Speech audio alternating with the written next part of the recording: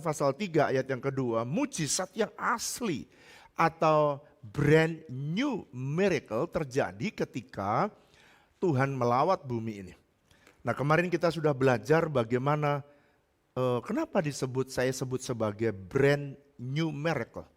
Karena saudara, biasanya kalau ada semak dan ada api, biasanya semak itu langsung hangus, terbakar dan habis. Tetapi kali ini tidak. Saudara, saya mau beritahu, siap-siaplah dirimu ketika Tuhan hadir. Tuhan menyatakan dirimu, saudara nggak siap. Tapi Tuhan bisa membuat sesuatu mujizat yang belum pernah saudara alami. Wow. Nah, yang keempat kemarin saya menyampaikan, yang keempat apa yang terjadi ketika Tuhan, yang keempat ketika Tuhan menginvasi bumi dalam Keluaran pasal 3 ayat 2, maka Musa menerima penglihatan yang baru. Ayat yang kedua kemarin kita belajar. Pada waktu sorga terbuka maka akan ada visi yang baru. Akan ada persepsi yang baru. Nah, itu kemarin kita sudah belajar ada visi yang baru, ada persepsi yang baru tentang kehidupan. Saudara, sepertinya ada blocking spirit yang saudara sepertinya menyerah, tidak tahu apa yang akan saudara lakukan di tengah pandemi. Tiba-tiba, katakan bersama saya, saudara jangan heran di masa-masa di mana when heaven in faith, saudara harus siap seperti Musa yang saudara tidak pernah persiapkan dirimu. Tiba-tiba Tuhan melawat dan saudara tiba-tiba menerima satu insight yang baru dari Tuhan. Siap-siaplah. Nah, sekarang saya ingin menyampaikan bagian yang kelima, 6 dan yang ketujuh, apa yang terjadi ketika sorga mengintervensi bumi. Ketika sorga menyerbu bumi dan menampakkan diri ke bumi. Saudara, dalam Keluaran, saya lanjutkan, Keluaran pasal 3 ayat yang keempat. Ketika dilihat oleh Tuhan bahwa Musa menyimpang untuk memeriksa. Kenapa mau diperiksa? Karena sesuatu yang menarik buat dia. Berserulah Allah dari tengah-tengah semak duri itu kepadanya, Musa, Musa. Dan ia menjawab, ya Tuhan. Garis bawahi kata Musa, Musa. Saudara, waktu Tuhan mendatangi saudara, dia langsung mengenal saudara namamu pribadi dan dia pengen membangun keintiman dengan saudara secara pribadi. Wow. Saudara, bukan gini, ini siapa namamu ya? Gak, bukan gitu. Kalau saya mungkin gitu. Saudara. Kalau Tuhan itu langsung miliaran orang pun, Tuhan bisa direct kepada satu manusia dan dia ingin membangun hubungan yang intim dengan dia. Kalau begitu yang kelima apa Pak yang akan terjadi ketika sorga menginvasi bumi? Yang kelima yang akan terjadi yakni akannya adanya divine relationship. Wow. Saudara, saya masih ingat pengalaman ini, saya berdoa supaya menjadi bagian saudara pribadi. Jangan kata orang, jangan kata, iya itu kalau Musa. No. Satu hari Tuhan mengingatkan kepada saya ketika lagi praktikum ya, saya masih ingat. Saya lagi praktikum biokimia. 2 kali saya mengalami pengalaman ini. Yang pertama, ketika saya lagi praktikum biokimia, tiba-tiba saya lagi membuat reaksi-reaksi, kalau saudara pernah belajar biokimia. Dan di tengah-tengah reaksi itu tiba-tiba saya mendengar suara, Wiryo, ikutlah aku. Saudara, saya lihat kanan kiri, saya tidak lagi bersama dengan teman-teman karena setiap orang harus mengerjakan praktikum masing-masing. Dan pada waktu itu yang membuat saya berubah dan saya mulai memperhatikan adalah selama ini kehidupan saya Kristen yang agamawi. Kristen di mana saya tidak punya hubungan relation yang erat dengan Tuhan. Sejak kecil saya sekolah minggu. Bahkan kalau saudara tanya rajin, gembalamu ini sangat rajin, dapat hadiah setiap tahun dari kecil. Tetapi ketika saya tidak pernah punya relation. Kapan saya mulai lahir baru? Ketika Tuhan mulai menyatakan diri dan Tuhan mulai menyerbu hidup saya. Dan dia mulai menampakkan diri tidak seperti Musa, tapi dia panggil saya, Wiryo, ikutlah aku. Waduh saudara, itu seperti gelegar ya di hati, itu seperti membara. Dan saya tidak bisa pungkiri bahwa tiba-tiba air mata saya mengalir. Dan saya tidak bisa pungkiri ada damai sejahtera yang turun dalam hidup saya. Saya tidak bisa pungkirin itu. Saking senangnya, Saya tahu ini pasti Tuhan, karena itu pengalaman pertama sekali saya mendengar suara Tuhan. Lalu kemudian saya selesaikan, saya mojok di laboratorium itu, di Bagunde, Babakan Gunung Gede. Saya duduk di pojok, saya masih ingat di ruang laboratorium di luar. Lalu saya meneruskan air mata, saya meneruskan menangis saya, karena saking senangnya saya dilawat oleh Tuhan. Dan waktu itu sambil saya jalan ke rumah, saya bilang begini, Tuhan, apakah Engkau mau supaya saya meninggalkan semua sekolah saya?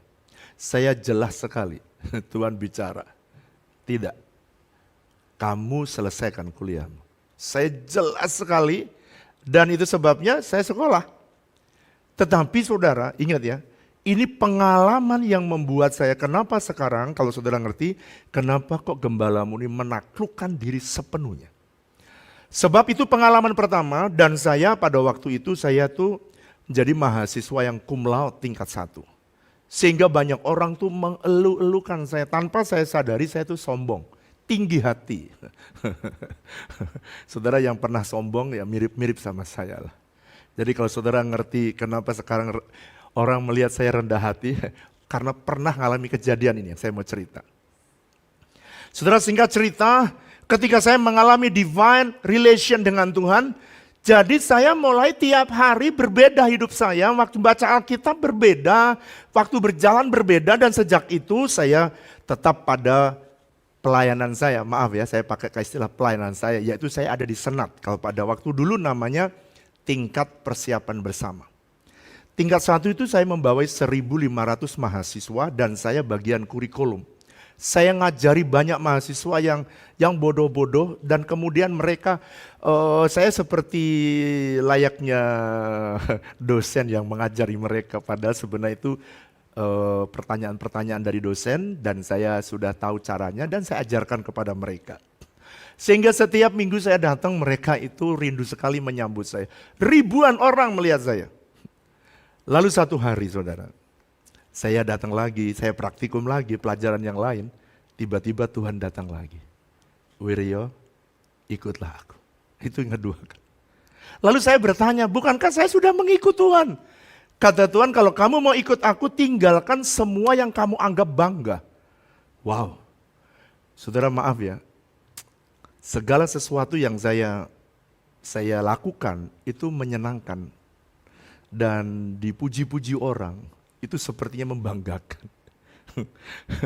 Apalagi masih muda toh, masih muda. Terus kemudian semua orang lihat saya, wah terkenal gitu kelihatannya.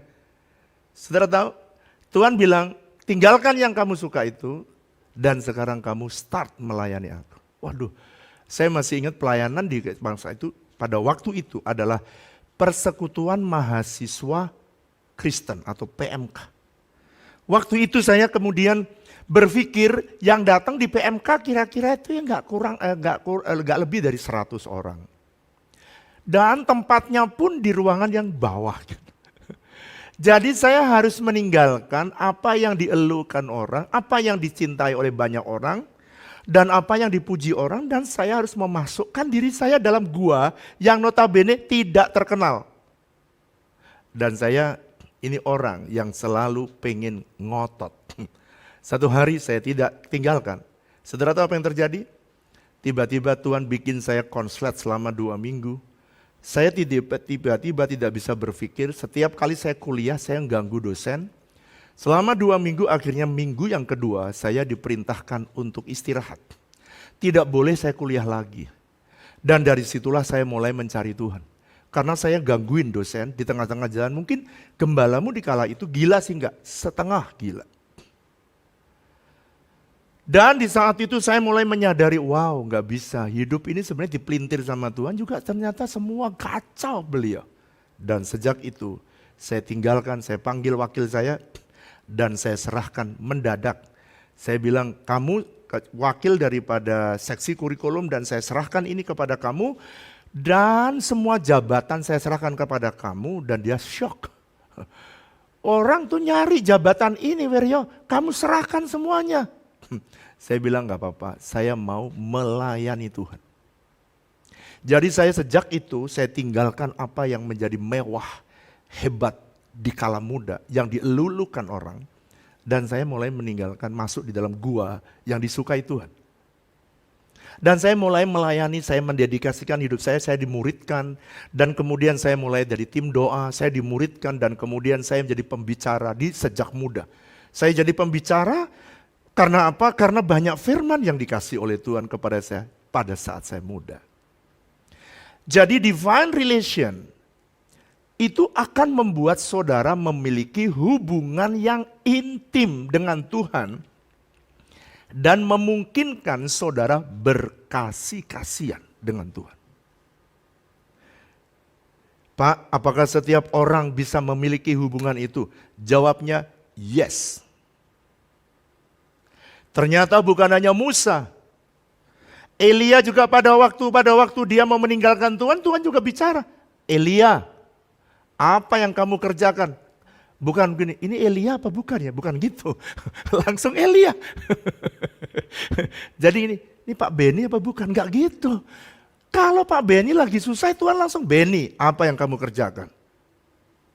Kenapa kamu ngalamun? Gitu kira-kira saudara. Dikala itu, saudara, banyak orang bertanya, apakah semua orang bisa menikmati divine relation dengan Tuhan? Jawabannya iya. Jadi Tuhan ingin secara private, secara pribadi berbicara dengan saudara. Nantikan, itu sebabnya di serial ini saya pengen mengajarkan kepada saudara when heaven invade. Dan tidak pernah disangka, saya juga nggak pernah nyangka, saya lagi praktikum. Saya pengen, sebab saya dicalonkan habis itu jadi ketua senat di level kelas 2 atau tingkat yang kedua. Tetapi cerita berubah. Ada seorang hamba Tuhan namanya Tasya Douglas. Dia berkata begini. The connection you share with Father God matter more than any other relationship you have.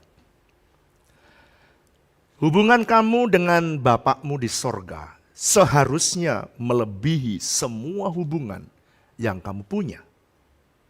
Jadi saudara, ini harus menjadi kebiasaan saudara. Saya pengen serial ini, kalau saudara itu membangun hubungan dengan semua orang, bagus.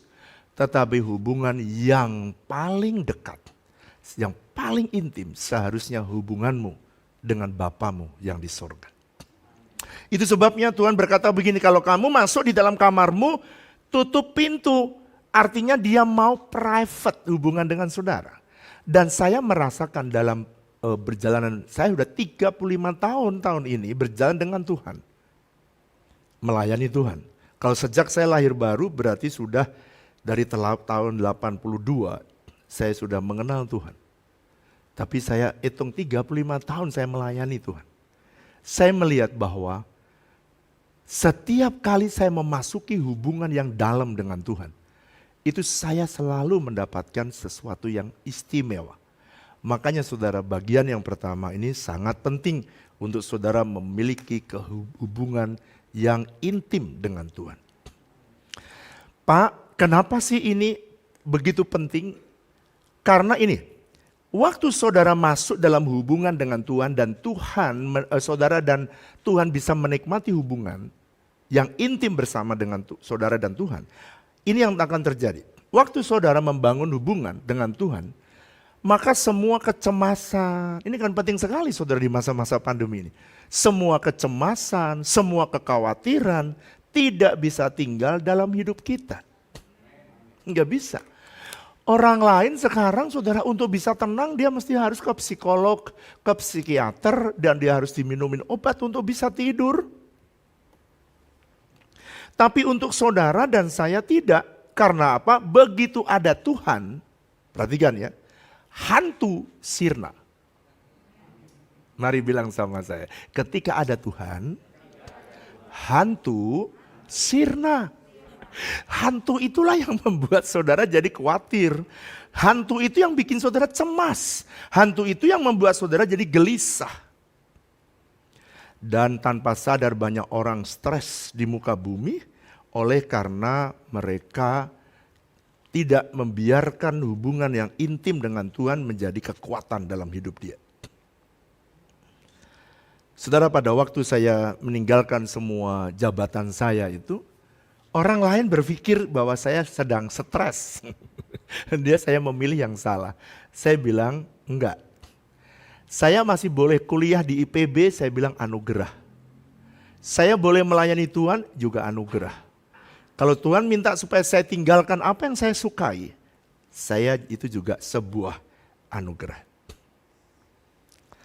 Nah, apalagi Pak yang terjadi kalau saya terus membiarkan Tuhan membangun hubungan yang intim dalam hidup saya. Musa sejak itu hidupnya berubah. Pada waktu dia melihat semak yang terbakar, hidupnya berubah.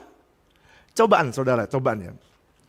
Saya itu, karena orang tua saya juga tidak pernah mengajari saya bagaimana membangun hubungan dengan Tuhan, sehingga saya agak canggung dan agak aneh ketika saya belajar dengan Tuhan.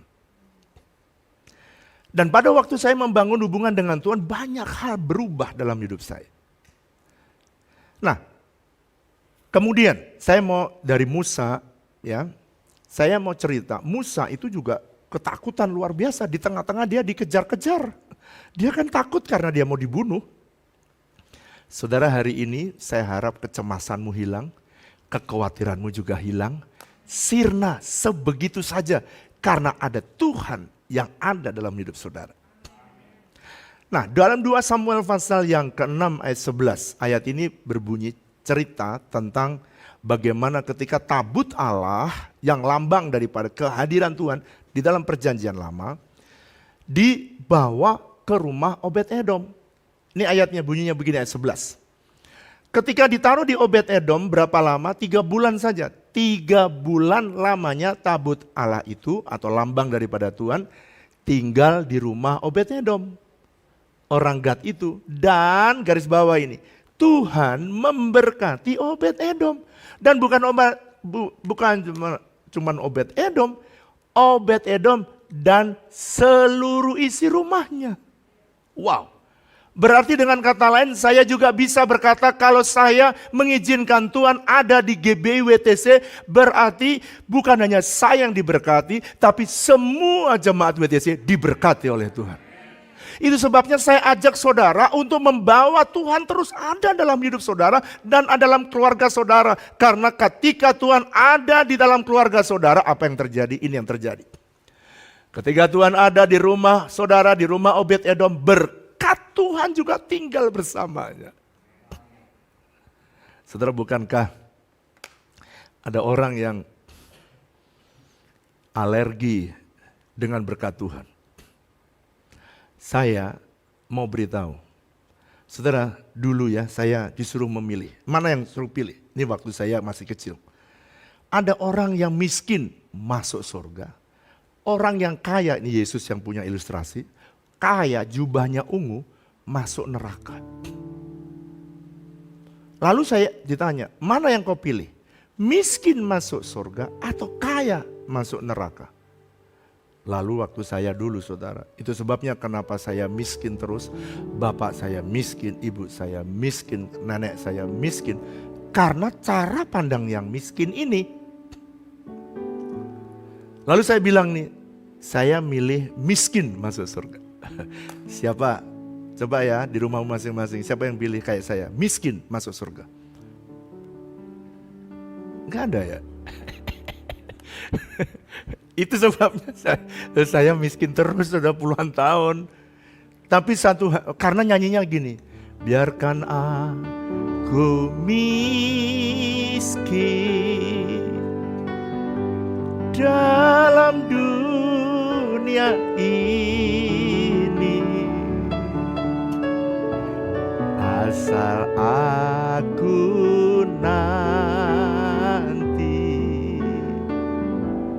di surga selalu. Jadi yang penting pokoknya aku ke surga walaupun miskin.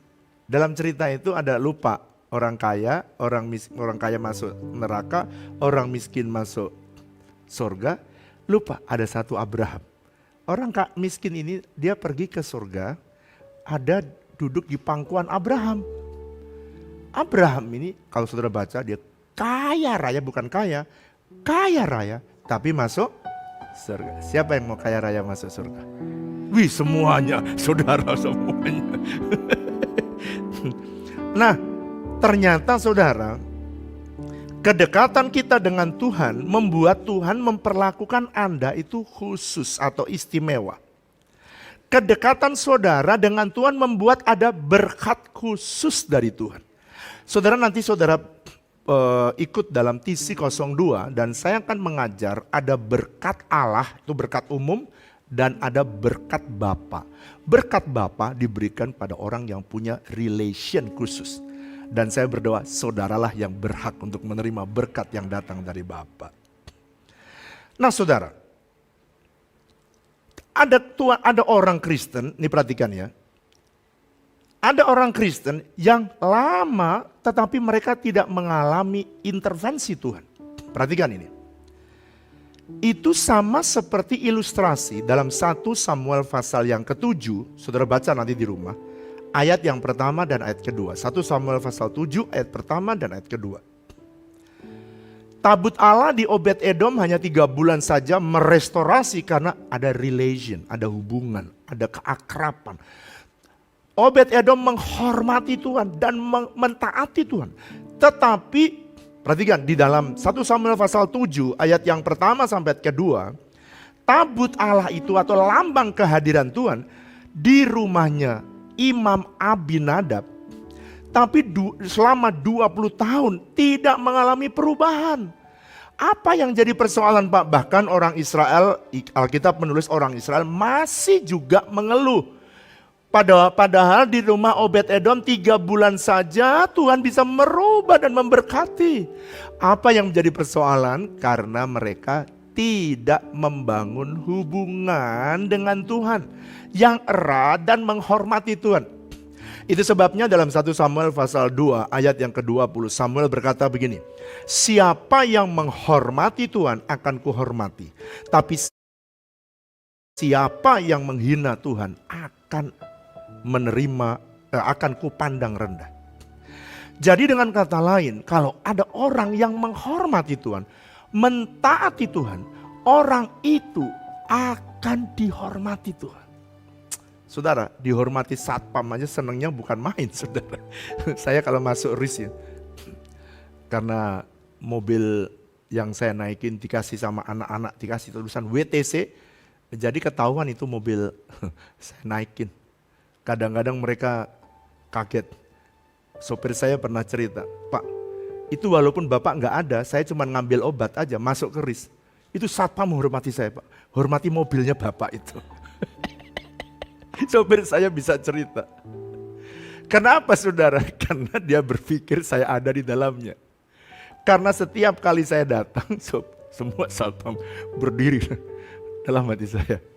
Dihormati satpam aja senangnya bukan main, apalagi dihormati Tuhan. Wah, saya berdoa, mari dekatkan dirimu, hormati Tuhan, hormati firman-Nya, bangun hubungan dengan Tuhan. Saudara akan dihormati Tuhan dan saudara akan diberkati Tuhan berlimpah-limpah-limpah dalam hidup saudara. Yang percaya tepuk tangan yang meriah buat Allah kita, katakan amin. Pak, apa lagi yang terjadi kalau ketika saya membangun hubungan dengan Tuhan yang intim? Ini yang akan terjadi dalam 1 Petrus pasal 4. Apa yang terjadi? Ayat yang ke-15, hiduplah sebagai anak-anak yang taat dan jangan turuti hawa nafsu yang menguasai kamu pada waktu kebodohanmu. Ayat yang ke-15, tetapi hendaklah kamu menjadi kudus. Perhatikan, di dalam seluruh hidupmu sama seperti Dia. Kalau saudara punya hubungan dengan Dia, saudara akan ketularan, atau pasti. Dia yang kudus yang telah memanggil kamu. Jadi kalau begitu apa yang terjadi ketika saya membangun hubungan yang intim dengan Tuhan? Kehadiran Tuhan dalam hidup saudara akan membuat saudara mudah untuk menolak dosa dan dapat hidup dalam kekudusan. Saudara jadi orang yang mudah menolak dosa. Saudara menjadi orang yang mudah menolak untuk menipu, untuk berbohong. Saudara mudah sekali orang lain terikat dengan pornografi dan sulit sekali keluar kalau saudara punya hubungan dengan Tuhan. Saya ingin dengarkan ini. Kalau ada Tuhan dalam hidup saudara, hantu pasti keluar. Jadi semua pornografi, perselingkuhan, perzinahan. Saya membaca tadinya Amerika Serikat yang meningkat saudara di perceraiannya karena di masa pandemi ini. Banyak sekali perceraian terjadi. Ternyata setelah saya baca data, Indonesia juga meningkat drastis. Saya pikir tadinya hanya ada di Cimahi, meningkat saudara, Cimahi. Mungkin karena nggak ada tempat rekreasi atau apa sehingga terjadi perceraian, saya tidak tahu. Tetapi kalau Tuhan hadir, saudara mudah hidup dalam kekudusan. Saudara, seorang hamba Tuhan yang saya kenal dia orang Asia. Matanya sipit, pasti dari China dia. Karena matanya sipit. Saudara pasti kenal dia ini. Dia bilang begini saudara. Sanctification is the process of aligning our will with God's will. The more we conquer ourselves to God's will, the more we sanctify. Pengudusan adalah sebuah proses penyelarasan kehendak kita dengan kehendak Tuhan. Semakin kita menaklukkan diri kita kepada kehendak Tuhan, itu semakin saudara akan dikuduskan oleh Tuhan. Itu sebabnya ada satu lagu ketika saya berbeda dengan apa yang Tuhan mau. Saudara, lagu ini memang tidak senang dinyanyikan banyak orang. Karena lagu ini berat. Lagu ini tercipta ketika saya kadang-kadang dalam hidup ini sering bertentangan apa yang saya mau dan yang Tuhan mau. Tetapi lagu ini menolong saya ketika saya harus menaklukkan diri. Saya nyanyi ini. Ku dekatkan hatiku padamu,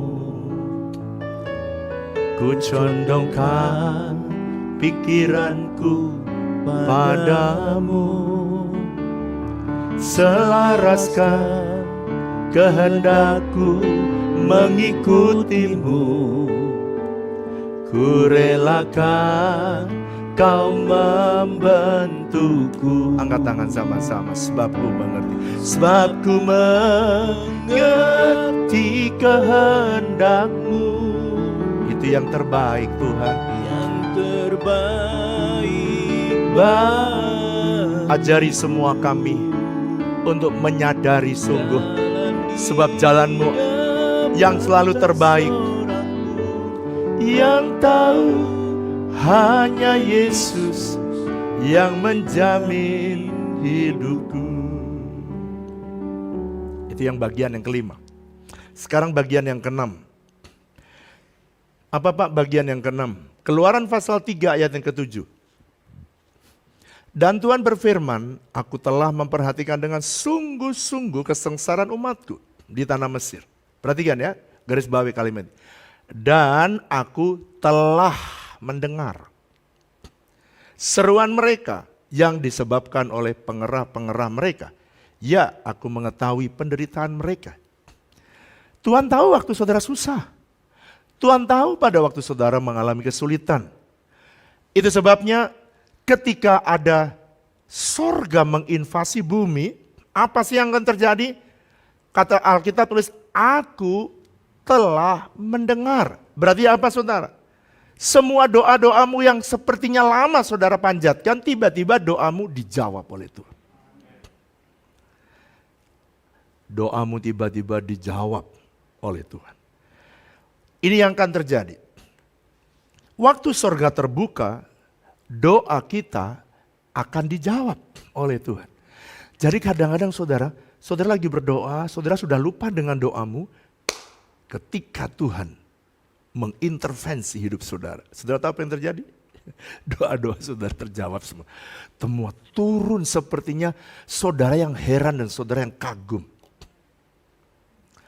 Dalam Keluaran pasal 3 ayat yang ke-8, ayat ini meneruskan dan menandaskan lebih dalam.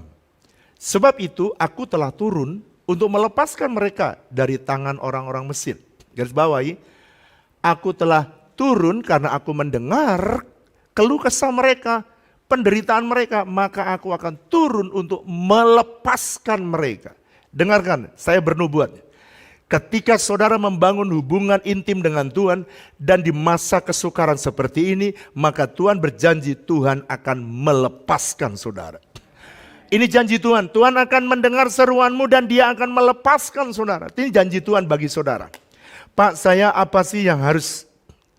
Waktu sorga terbuka, sorga menginvasi bumi, maka kelepasan terjadi.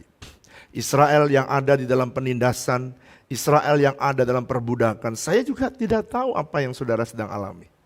Tetapi kalau saudara sepertinya tertekan, hari ini ada kabar baik. Tuhan akan melepaskan saudara. Janji Tuhan. Seperti Israel juga mengalami pelepasan. Dia mengalami kemerdekaan. Saudara juga akan mengalami. Oswald Chamber dia berkata begini, the purpose of prayer is to reveal the presence of God. And all the time in every condition. Oswald Chamber dia berkata tujuan daripada doa yakni menyatakan hadirat Tuhan, kehadirannya di segala kondisi dan segala waktu dalam hidup kita. William Law dia berkata begini, prayer is the nearest approach to God. Doa itu adalah jalan mendekat kepada Tuhan yang paling terbaik untuk saudara mendekat kepada Tuhan. Yang ketujuh, apa sih Pak yang harus saya lakukan ketika apa yang akan terjadi ketika saya melihat sorga mengintervensi bumi? Mari saya ajak saudara membaca Keluaran pasal yang ketiga ayat yang ke-10. Keluaran pasal 3, saya 2 kali ini saya mengeksposisi kitab Keluaran pasal 1 sampai ayat 12. Keluaran pasal 3 ayat 10, jadi sekarang, perhatikan ya, setelah dia mengalami persekutuan dengan Tuhan, setelah dia mengalami divine relation dengan Tuhan, setelah dia mengalami kelepasan dari Tuhan, yang ayat 10 dikatakan begini, perhatikan. Jadi sekarang, ini janji berikutnya yang akhirnya dialami oleh semua orang Israel. Dan secara khusus kepada Musa. Pergilah, aku mengutus engkau kepada Firaun. Kalau seseorang sudah mengalami pengalaman dengan Tuhan, bukan hanya untuk dinikmati saudara sendiri, bukan. Enggak boleh itu. Saudara diberkati Tuhan bukan juga untuk dirimu sendiri, harus mulai dibagikan kepada orang lain. Saudara punya pengalaman dengan Tuhan, juga harus saudara bagikan kepada orang lain. Saudara, itu kenapa sebabnya saya suka cerita apa yang Tuhan kerjakan dalam hidup saya dengan tujuan supaya saudara bisa belajar beginilah caranya berjalan dengan Tuhan. Musa tadinya dia sepertinya dibuang, dilupakan. Lalu setelah dia mengalami perjumpaan dengan Tuhan, saudara tahu apa yang terjadi? Justru akhirnya Tuhan bekerja sama dengan Musa untuk membebaskan orang Israel. Itu sebabnya dia berkata, pergi kamu kepada Firaun. Sekalipun tugas itu berat. Jadi kalau begitu Pak, yang ketujuh apa yang terjadi ketika sorga menginvasi bumi. Ini yang terjadi. Divine partnership. Akan ada kerjasama secara ilahi. Wow, saudara, kalau saya lihat kerjasama dengan konglomerat saja luar biasa saudara. Saudara kalau punya perusahaan, lalu kerjasama saudara, partner saudara, konglomerat. Saudara kira-kira bahagia enggak? Oh bahagia. Saudara, ini kerjasama dengan raja di atas segala raja. Bahagia enggak? Super saudara. Saya berdoa supaya saudara berbahagia untuk menikmatinya. Nah, kenapa sih Tuhan kok perlu Musa untuk membebaskan umatnya dari tanah Mesir? Saya mau kasih saudara sedikit understanding. Sedang dalam Kejadian pasal pertama ayat 26 sampai 28 Tuhan berfirman seperti ini. Dia berfirman, sejak manusia diciptakan oleh Tuhan, maka Tuhan berfirman bahwa manusialah yang akan mengatur bumi atau manusia yang akan berkuasa atas bumi. Pada saat itu Tuhan melimitasi dirinya Dia tidak akan pernah mengintervensi bumi kecuali melalui manusia. Itu sebabnya sepanjang sejarah manusia, divine partnership itu menjadi sesuatu yang luar biasa. Saint Augustine dia berkata begini, tanpa Tuhan kita tidak mampu. Tetapi tanpa aku Tuhan tidak mau. Dengan kata lain, Tuhan itu memerlukan saudara untuk memperluas kerajaannya di muka bumi. Oleh karena itu saudara, mari jangan merasa minder, jangan merasa tidak berarti, jangan merasa tidak berguna. Bangkit hari ini dan percaya Tuhan mau memakai hidup saudara. Nah, saya cerita ya. Sebelum saya cerita, saya mau supaya saudara mempercayai ayat ini. Mazmur 108 ayat 14. Semua pelayanan, semua bisnis yang saudara lakukan partnership dengan Tuhan. Saya ulangi, semua pelayanan, semua bisnis yang Anda partnership dengan Tuhan, maka pelayanan itu, bisnis itu akan menjadi besar. Pasti. Saya ulangi ya, dari mana Bapak bisa tahu? Mazmur 108 ayat 14 bunyinya begini. Dengan Allah kita, ini partnership, akan melakukan pekerjaan-pekerjaan yang besar. Jadi kalau gitu kuncinya kalau mau bisnis besar, Anda mesti partnership dengan Tuhan. Saudara jangan partnership dengan konglomerat, jangan andalkan orang kaya.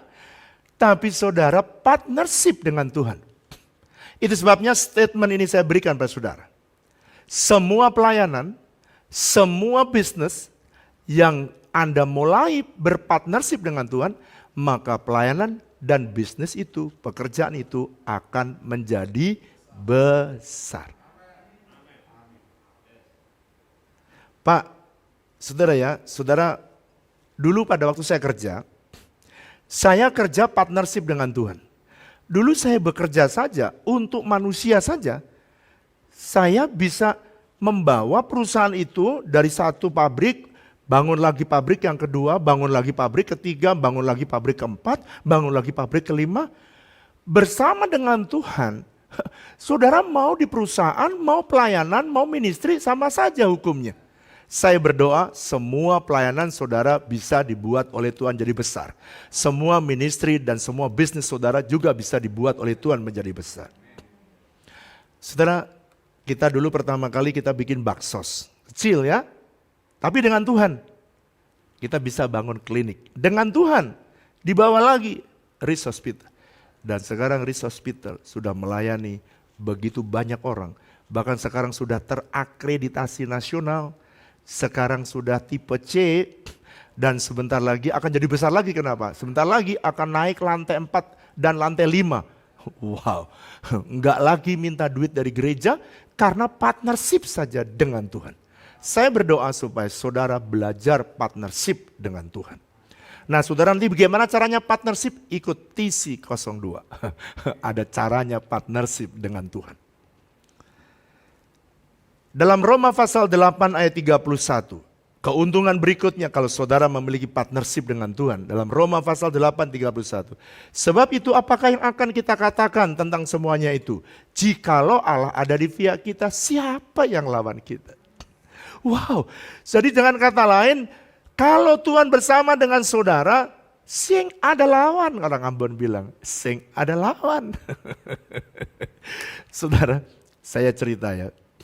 Kita ini semua ministry, dulu baru ministry mau bangun Indonesia Cerdas, bimbingan belajar aja. Aduh saudara, kita harus menghadapi RT penolakan, RW. Tapi apakah bisa jalan? Bisa, sebab Tuhan yang nyuruh, kita partner dengan Tuhan. Waktu kita membangun RIS, saudara tahu, satu desa, kepala desanya, para haji, juga mereka protes, satu desa saudara. Jadi gimana caranya? Kita hadapi dengan Tuhan. Dan sekarang saudara, orang yang tadinya menolak itu justru sekarang menjadi pemimpin security. Dan Dia bilang ini, selama hayat masih di kandung badan. Wih, kayak lagu aja saudara. Selama hayat masih ada di kandung badan, saya akan membela Riz Hospital. Jadi kalau saudara mengalami hambatan, tantangan, jangan menyerah. Saudara memiliki divine partnership. Kalau saudara partner dengan Tuhan, saudara ada kekuatan yang dari sorga turun dalam hidup saudara dan akan menolong kemanapun saudara pergi. Bisnis apapun saudara kerjakan dan ministry apa saja yang saudara lakukan. Kita menduduki tanah 12 hektar juga lawannya banyak. Itu Aan dan Matius itu stresnya luar biasa. Setiap kali saya datang ke tanah itu berdoa, mereka itu langsung mukanya itu muram saudara. Kenapa? Habis diangkat celurit di depan mereka. Saya bisa ngerti, udah kamu tenang. Dia bilang gini, kalau boleh, saya pengen kayak full timer yang lain duduk di kantor. Kenapa? Stres dia. Tapi hari ini dia lihat Tuhan bekerja step by step. Sampai semua musuh ditaklukkan oleh Tuhan. Wow. Jadi sekarang mereka berdua ini gak stres lagi. Dia menikmati seperti Kaleb dan Yosua mereka masuk. Dan sekarang bisa dibangun ministry yang luar biasa di sana. Karena apa? Karena ada orang yang partnership dengan Tuhan. Saya percaya semua saudara tidak ada yang terkecuali. Gak ada orang hebat. Kalau saudara dengan Tuhan baru hebat saudara. Sekarang Tuhan menyuruh beri makan pada kota. Waktu Tuhan beri makan kota langsung saya terkonek. Tuhan memberikan tanah gereja 40 hektar dan tanah untuk anak-anak semua 100 hektar bersama dengan pengerja dan jemaat. Saya langsung bilang kita harus pakrin. Saya itu kalau ngomongnya nggak mikir duitnya, saya ngomong aja karena saya percaya. Saudara tahu apa yang terjadi? Begitu mau dipagar baru mau ditiangin, resolusi datang. Orang tidak setuju. Jangankan satu langkah Pak. Jangan pernah membangun, jangan pernah di sini. Saudara, berat sekali. Tidak ada ministry yang mudah, nggak ada. Jadi tolong saudara kalau dituruh Tuhan membangun ministry, tidak ada yang ringan. Semuanya berat. Jadi apa yang harus dilakukan? Partnership dengan Tuhan. Yosua pasal yang pertama ayat yang kelima. Seorang pun tidak akan dapat bertahan menghadapi engkau seumur hidupmu. Wow, ada janji Tuhan. Kenapa dia mengalami itu? Karena dia ditinggal Musa. Sama seperti aku menyertai Musa, demikianlah aku akan menyertai engkau. Aku tidak akan membiarkan engkau dan tidak akan meninggalkan engkau. Jadi Tuhan berfirman nih, tidak ada orang yang tahan menghadapi saudara. Wow, bukan karena saudara hebat, bukan karena Anda jadi preman, bukan. Karena ada Tuhan yang menyertai saudara. Wow, itu sebabnya saudara, gereja kita dari sejak awal menghadapi banyak tantangan. Hambatan. Makin besar proyek, semakin besar hambatan. Semakin besar ministry, semakin besar hambatan. Tapi no problem, Tuhan janji, Dia akan menyertai kita. Ada seorang hamba Tuhan yang ingin saya berikan, dia berkata, suffering can refine us rather than destroy us. Because God Himself walked within us in the fire. Kira-kira kalau saya terjemahkan gini, kesukaran, penderitaan itu akan memurnikan kita. Bukan untuk menghancurkan kita. Oleh karena itu kalau ada hambatan jangan menyerah. Jangan menyerah. Sekarang kita membangun rehab orang gila, udah jadi, udah keren. Saudara untuk duduk aja tinggal melangkah saja. Sulitnya bukan main. Sampai hari ini belum bisa pindah tuh mereka. Apakah menyerah? Saya bilang, jangan menyerah. Ada Tuhan. Bersama-sama dengan Tuhan. Jalan dengan Tuhan. Satu hari saudara akan dengar. Tempatnya udah jadi, sebentar lagi mereka akan pindah. Kenapa Tuhan memurnikan? Because God Himself walk within us. Karena Tuhan sendiri akan jalan dengan kita in the fire, di dalam api, di tengah-tengah api Tuhan akan berjalan. John Wesley terakhir, dia berkata begini, the best thing of all is God with us. Yang terbaik dalam hidup ini bukan punya uang, bukan punya kedudukan, bukan. Yang terbaik dalam hidup ini adalah kalau Tuhan bersama kita. Sebab kalau Tuhan bersama kita, semuanya ada bersama kita. Perlindungan, penyertaannya, berkatnya, penjagaannya, pemeliharaannya, semua ada pada kita. Dan John Wesley ini adalah seorang yang tidak takut kepada apapun karena dia tahu kebenarannya. Mari siapkan perjamuan kudus, dan saya pengen supaya saudara yang sakit, mari saudara terima kesembuhan. Ku dekatkan hatiku padamu, ku condongkan pikiranku padamu, selaraskan kehendakku mengikutimu, ku relakan kau membentukku. Sebab ku mengerti kehendakmu. Itu yang terbaik Tuhan. Yang terbaik. Mari kita bangkit berdiri bersama-sama. Deklarasikan dengan iman. Jalan di depan tak seorang pun yang tahu, hanya Yesus yang menjamin hidupku. Sebab apa yang telah kuteruskan kepadamu telah kuterima dari Tuhan, yaitu yaitu bahwa Tuhan Yesus pada malam waktu ia diserahkan, ia mengambil roti. Mari angkatlah roti di tangan kanan kita tinggi-tinggi. Dan sesudah itu ia mengucap syukur atasnya. Ia memecah-mecahkannya. Dan ia berkata, inilah tubuhku yang diserahkan bagi kamu. Perbuatlah ini menjadi peringatan akan aku. Kekasih-kekasih Kristus, bukankah roti yang kita pecah-pecahkan ini adalah persekutuan kita dengan tubuh Kristus? Mari makan dalam nama Yesus.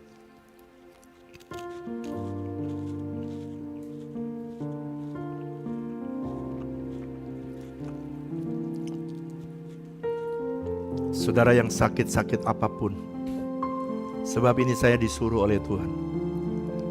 Tuhan berkata kepada saya, lakukan perjamuan kudus setiap minggu, supaya di masa pandemi anak-anakku terjaga, yang sakit disembuhkan, yang Anda sehat, Anda terima perlindungan dari Tuhan.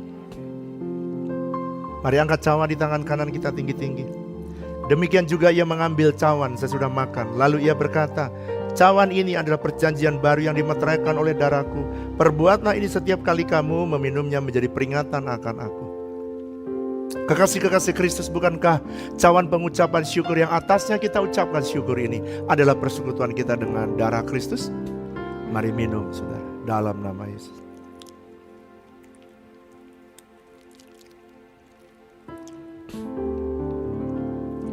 Mari naikkan syukurmu saudara. Terima kasih.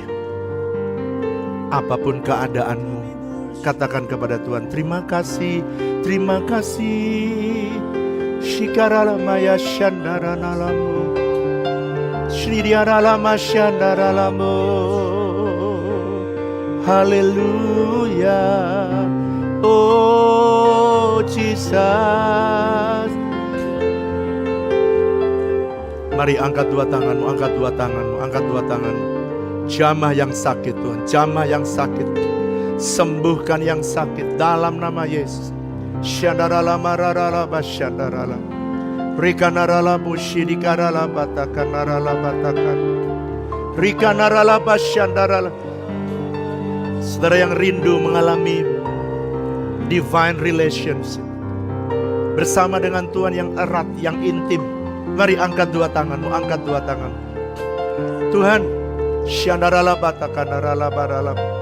Tuhan, umatmu rindu menikmati hubungan yang dalam bersamamu. Tuhan, koryada kasyakadarala. Biar mereka mengalami seperti kau mengunjungi Musa, kau bisa mengunjungi hamba-Mu, kau juga bisa mengunjungi mereka satu persatu. Kau akan mengenal mereka satu persatu. Engkau memanggil mereka sesuai dengan nama mereka. Dan engkau mengetahui apa yang Tuhan inginkan dalam hidup mereka. Ketika mereka menghadapi tantangan, aku minta supaya kelepasan bisa terjadi.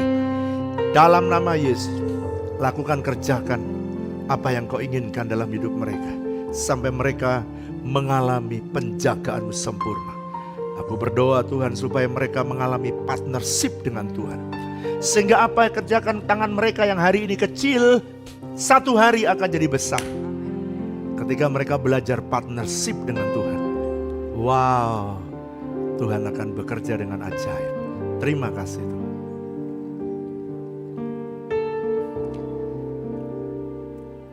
Pagi ini kami datang kepadamu ya Tuhan. Kami mau berdoa buat setiap umat-Mu yang hari ini beribadah bersama-sama Tuhan.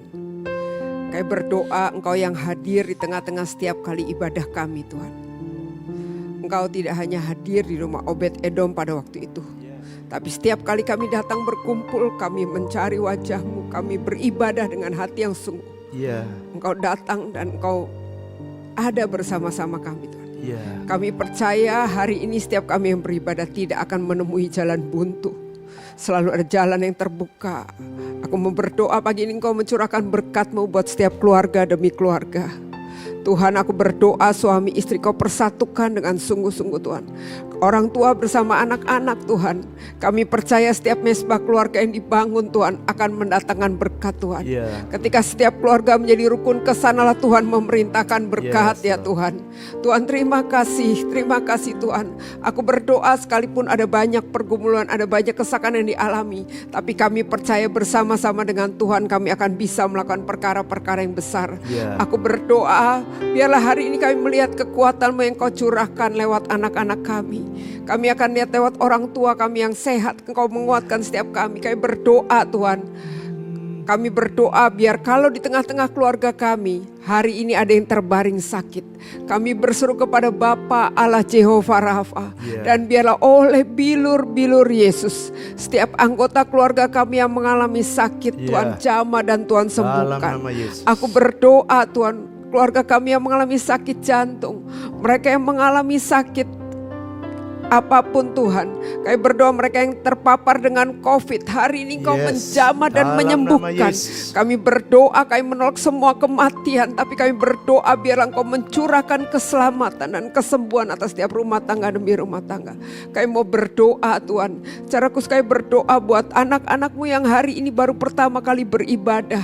Dan mereka rindu berjumpa dengan Tuhan Yesus. Mengalami keselamatan. Kami berdoa biar Engkau yang menjadi Tuhan dan Juru Selamat kami satu-satunya Tuhan. Selamatkan keluarga besar kami, selamatkan keluarga kami Tuhan. Kami berdoa Tuhan,